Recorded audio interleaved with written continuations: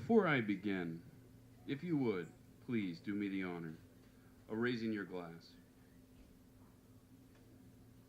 To Timmy Wood, 5 minutes in heaven before the devil knows you're dead.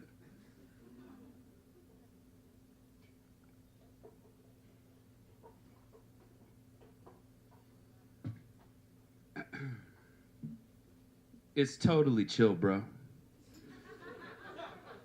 Jarvis was saying to me as our train began to come to a stop at the Arnos Grove station on the outskirts of London. The lady that did my hair told me this guy is chill as fuck, and he's got the dopest dope around. I looked up skeptically at him as men and women with briefcases and parcels pushed past us to try and be the first one out the train's doors. Jarvis had been my roommate for the last 2 months of this study abroad, and during that time I had learned two things. The first was that British chicks really dig big black dudes. And the second was that Jarvis believed anything someone told him. As I followed him off the train and through the crowded station, I started to wonder if there was actually any weed out here on the outskirts of the city, or if Jarvis had just overheard someone talking random bullshit at the barber shop to try and seem cool and had taken it to gospel. I started to have visions of the two of us rolling up to some poor old woman's house to try and buy weed off of her grandson or something. "Hello," I would say. "Please don't be alarmed by the two random Americans on your stoop. We were just wondering if young Stephen was home and he could come out to play, please." And then we'd both be arrested as pedophiles. I felt my anxiety begin to rise up in my chest, constricting my windpipe and whispering worst-case scenarios to my brain. The biggest irony of using marijuana to medicate an anxiety disorder is how goddamn anxiety-inducing it can be to try and buy marijuana from a stranger in a foreign country. I tried to breathe and took a long swallow from the vodka-filled Sunny D bottle we had begun to habitually carry around the way. Boy Scouts carry canteens of water. It didn't really make me feel better, but it definitely didn't make me feel worse. I followed Jarvis up and out of the tube station into the cold air of the London night. And together we set off to find a guy to buy drugs from. Preferably not a young child. 45 minutes and two bus connections later, we were still just like 10 more minutes away, according to Jarvis. He'd been saying 10 more minutes since we got off the train. All those bus rides and weird body odor smells ago. During the last half hour, sitting too close to someone who was having a very active argument with their own bag of groceries, I had finished off the Sunny D bottle of vodka and was now in full force badass mode, which mostly just consists of me belligerently and overconfidently asserting random things to strangers and walking everywhere like there was a car exploding behind me. Never look back and scowl like someone just farted in your mouth.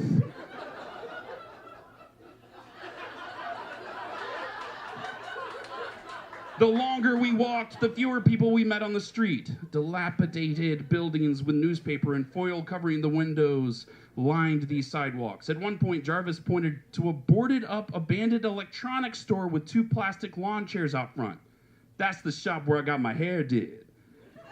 I raised my eyebrows in what I hoped was a non-committal expression. When he told me, "went to the shop to get his rose done," I thought he meant an actual barber shop. Not a previously looted, burnt-out husk of a Radio Shack.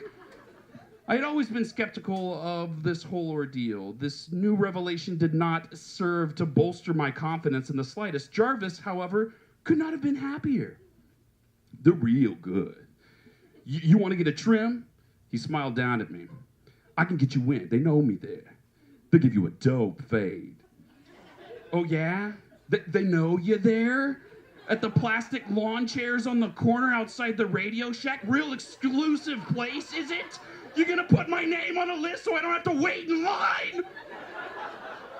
My bitchy internal monologue raged on as we crossed the street and turned down an alley. I chose to keep my mouth shut. We'd come this far already. To return home sans drug at this point was not an acceptable option. "Thanks. I'm good," I said. Jarvis looked at me the same way people look at me when they learn I don't like chocolate. It's the same look you'd give someone if they told you they inject the blood of infants into their eyeballs in an effort to remain young. It's a strange mixture of fear and loathing. No offense, I followed up lamely. I'm growing it out. Jarvis nodded sagely. Good idea. They do some real tight rows there. No doubt.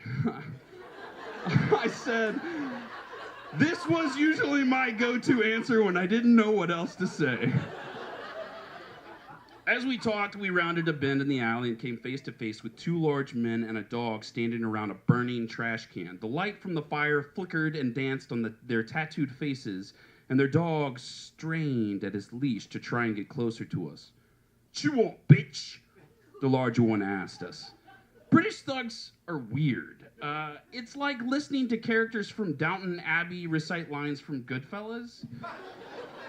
Jarvis stepped up to speak quietly with the large one. In my head, I had taken to calling him Captain Spadeface because he had a tattoo of an ace of spades on his face. While the two conversed, I swallowed my now raging anxiety and managed a head nod at the second of the two men.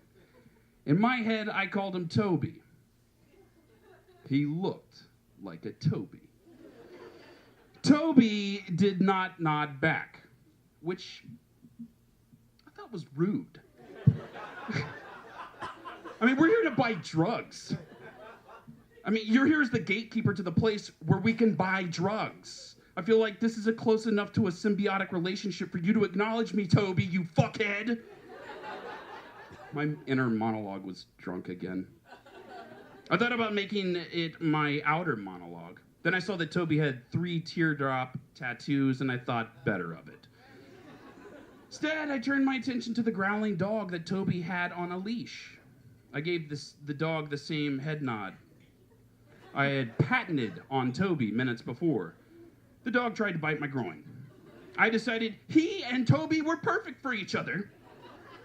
Captain Spadeface and Jarvis apparently came to some sort of agreement because he grabbed the both of us by the elbow and drug us through a slightly cracked metal garage door.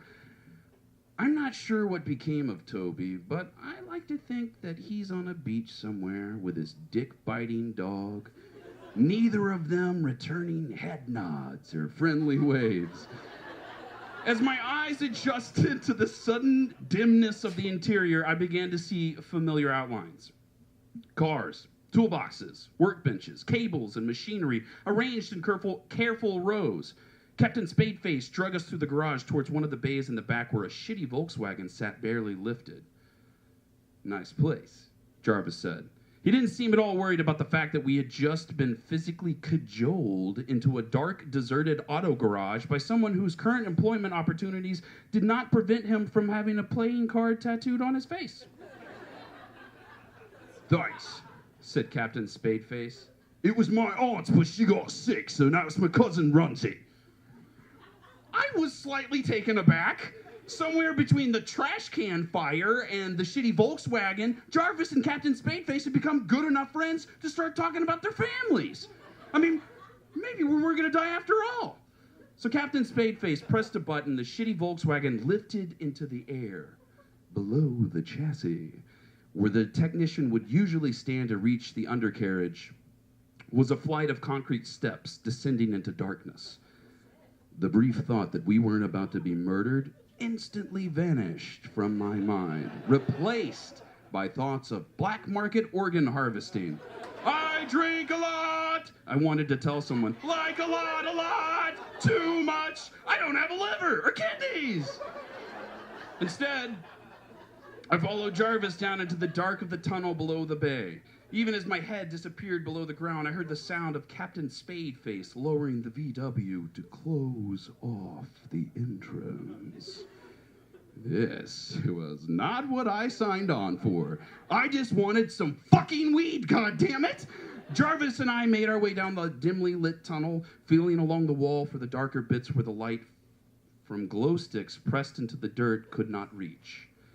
After a few minutes, we began to hear sounds from up ahead. Music, talking, the tinny sound of television dialogue. More and more light began to bleed into the tunnel as we walked. I felt the quickening and ebbing tug behind my belly button from the same place it feels like is responsible for the tides of the ocean.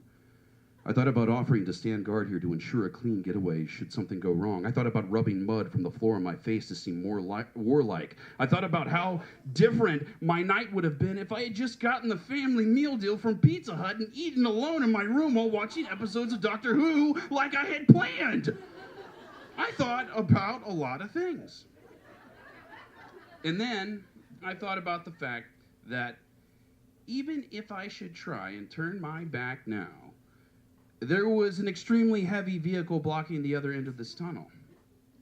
I was still holding on to the naive hope that at the end of this tunnel would be an acne-covered 17-year-old selling ditchweed from his grandma's garden. The last few feet of the tunnel, we were suddenly assaulted by a solid wall of smoke that reeked of marijuana with a tint of something darker, heavier.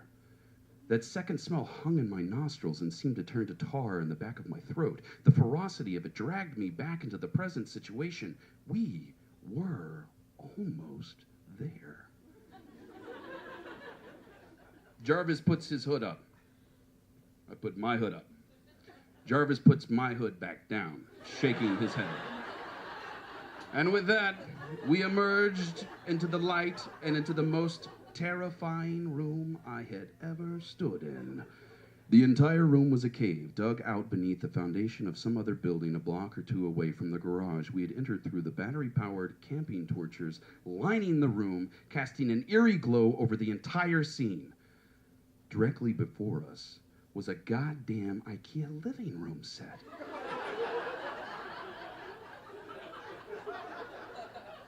Coffee table and everything. In the middle of a reasonably priced but terribly annoying to assemble love seat sat the most Bob Marley looking motherfucker I have ever seen in real life. He was literally wearing a Jamaican flag like kids wear blankets as capes around their necks to be superheroes. I only noticed him for a split second, however, before my attention was arrested by the 4 or 5 men semicircled around him with assault rifles. They kept my attention fairly easily. Jarvis stepped forward and talked with superhero Bob Marley while I tried not to make eye contact with anyone holding a weapon. It's harder than you think, because at the same time, you really want to keep an eye on all the weapons, but you don't want the people holding them to know that you're looking at them. I mean, I already hate making eye contact with anyone. Making eye contact with a gun is 1,000,000 times worse. Hold on.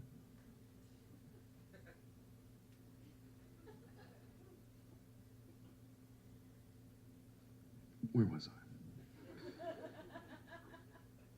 I was busy trying not to make eye contact with anyone or their gun, and missing Toby desperately when Bob Marley interrupted Jarvis by laughing. Oh, sorry, that's bad. But roll with me. The men with the guns shifted uneasily. For the first time in my life, I could feel my own spine. Every hair on my body stood on end. I wished I didn't shave my pubes so my groin could be more alert. After a few more minutes of hushed conversation, Bob Marley reached behind his reasonably priced love seat and handed Jarvis a lumpy trash bag. Jarvis, in turn, handed the trash bag to me, whereupon I, in some sort of deeply instinctual hot potato-like need, tried to hand the bag to one of the armed men. At which point, Jarvis slapped my hand, then my face. "The fuck are you doing?"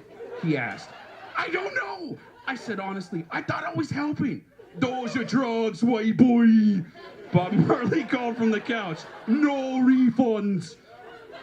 I didn't want a refund, but I was also pretty sure I didn't want whatever was in the trash bag. I didn't have a chance to voice my thoughts on the matter. However, as Jarvis blew past me and back down the tunnel, mumbling something as he passed. "What?" I said, still rooted in place, holding a garbage bag that was entirely too heavy for what we had come here to buy. He said, "Fucking go, white boy." Bob laughed from the couch. Your boss listened to him.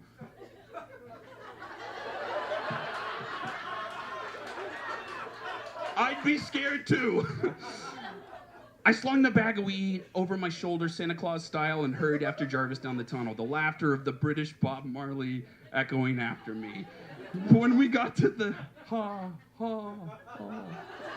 When we got back to the auto garage, no one was there. The VW was lifted. The trash can fire was out, and there wasn't even any dog shit in the alley. I looked down into the garbage bags I still carried. Nothing suspicious at all about a tourist carrying a lumpy garbage bag down the street at 4 a.m., am I right? Am I right? Inside was the 1/4 ounce of weed we had intended to buy. Lying quietly next to it, however, was another 7 3/4 ounces of weed that somehow was just along for the ride. I looked up to voice my concern to Jarvis, but he was staring off ahead down the street, already smiling his easy smile. He looked down at me and winked, taking the garbage bag from me and slinging it over his own shoulder. "You want to smoke when we get home?" he asked. "Yeah," I said. "Are you kidding me? You think I'm gonna go through all this bullshit and not get high after? All I wanted was some weed for my fucking anxiety, and somehow I ended up in the episode of The Wire. I'm gonna smoke until I can't remember my own name. And then I'm gonna keep smoking until I don't even care." "You sure you don't want me to get you an appointment?" Jarvis asked as we passed the Radio Shack barbershop again. The first rays of dawn were beginning to break over the rooftops, and I squinted against the light at the 2 plastic lawn chairs. "Fuck no," I said. "Fuck no. Now hurry up and roll a blunt for the walk home. Respectable people are going to be getting up to go to work soon." I never went back to the drug den under the ground. But I like to think that Bob Marley is still there, wrapped in a Jamaican flag and handing out lumpy garbage bag filled with drugs. I hope he still remembers us. And I hope he's just as fucking baffled as I was.